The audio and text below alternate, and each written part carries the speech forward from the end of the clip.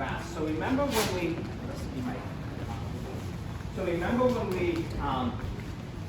we did this parry? So we jab. Don't fight me now. You see it like that. Jab, cross. 1, 2. Remember I had you do jab? Remember I had you do that? So your hands, your hands where they came out, right? So when you parry, oh, no, do that. Here, get into jab. There you go. See it? This parry, because if he had the jacket or the clothing, it grabs. So in boxing, say, that's the grab. In boxing in the ring, it's parry, interior parry. See it? Palm. In the street, it would grab, not the thumb, just the clothing is here. Just clings on. But when he gets pulled forward and I get pulled back, that's why you see pitches expressed like that. Okay? So I just wanted to and it's funny enough, I'll tell you why MMA fighters like this. And that's why I brought the MMA gloves. So if you see, just real quick, I don't want to take up the other person's time or anybody else's time, but when you see the MMA gloves on,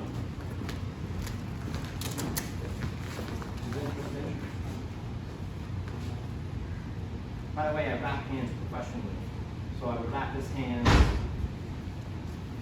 push down. Well, you wouldn't put the glove on like this actually. Professionally, you would do this. His hands would be wrapped. Commissioner would come by you like, Chase, yeah, perfect. Boom. Yeah. You got leaned up. You have to hold them down. I direct you, by the way. You put, not switch it. Then you push down. Get your fingers out, easy. Get your fingers in. Don't move. You push down. Push down. More. Good. Stop. And I would wrap them. So this would be the MMA glove. And before I would do this, I take the gloves, just like I would in Thailand, and I would push the leather back. And the reason why I push the leather back is so he gets a harder fist. Mm-hmm. Do you see it? So now it's all vaselined up, it's like a cast in there. So me, if I have mine on, you'll notice that on the jabs on this, there's a hook here. And if I have my MMA gloves on, instead of parrying, you'll find your thumb hooks well. So when he jabs, it hooks. You feel it? It's just a jab. It's just a pull. So when MMA, when I pad feed, a lot of times I get the fighter to pad feed. And I get him to do that. Stay here. Keep your hand over. Stay here. Slightly. See the MMA glove? So if he has an MMA glove, when I strike to the face, he just cups it. So when you jab my face, good jab. My hand goes from here, it moves in front. And then this hand, what? Pulls. Do you see it? That's why when you jab, it moves well like that. That's why MMA guys love it. Because it hooks on the thumb. Feel it? So if I bump, and I catch, feel it, pull your hand out, it pulls you forward a little bit. And all they have to do is go, oh, and they're lazy. So I'm like, it works great. Because all they're looking for is, boom. That's what they're looking for, is that one punch to knock him out. So it works great for MMA. It really does. It works tremendously. It's got to be exposed. It's like it doesn't have any exposure, all right?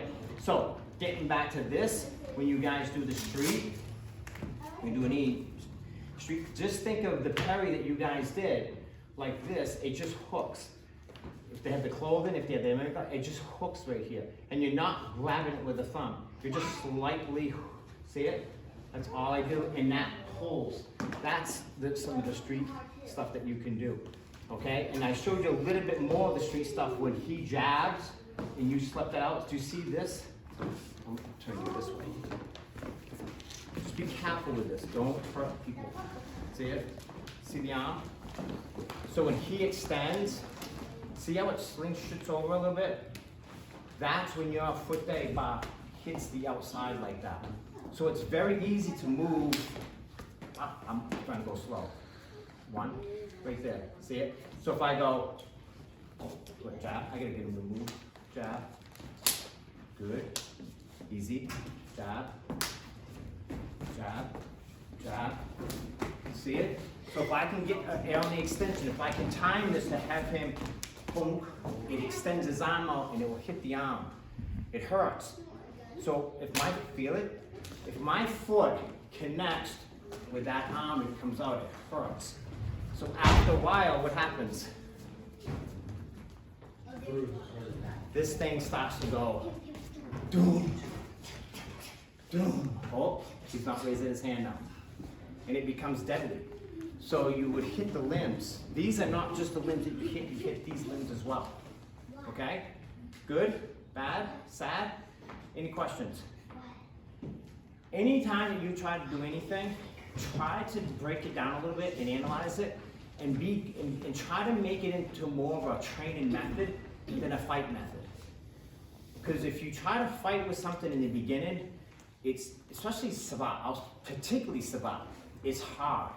And we always talked about this, like Mark has this big conversation with Joe Rogan of Joe Rogan podcast. You know Joe Rogan podcast, so Mark Delgado on it.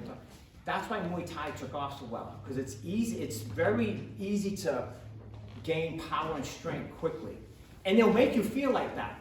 Thai, like if you went to Thailand, you don't make any sound. It's like, remember, you go to Thailand, you can hear the camp from 1/4 of the mile away. I'm like, oh man, here comes the camp. You know what I mean? It's like, it's all noise. It's all noise, because that's how they stimulate training. They do it through noise. And then they know that if they stimulate the training through noise, what happens in the stadium? Hey! Do you know what that means? Money. Doesn't mean I'm cheering you on. Yeah, it does. You're winning. But you know what that means to a Thai, don't you? Cha-ching! Hey! Hey! Money. Money. And money to a Thai is like everything. You know what I mean? That's why it's done. And that's why they train like that. All right? Sabat's not that way. It's not that way at all. It's very precise, precision, accuracy, and tremendous, tremendous amount of like pinpointing, okay? You gotta look good. I always relate it to you ever see the movie with Mel Gibson, The Patriot? And the French come out and he's all dressed up and he goes, well, if I'm gonna go to war and die, I'm gonna look good. And I'm telling you, that is the French all the way, right? That is definitely the French all the way, man. They're like this.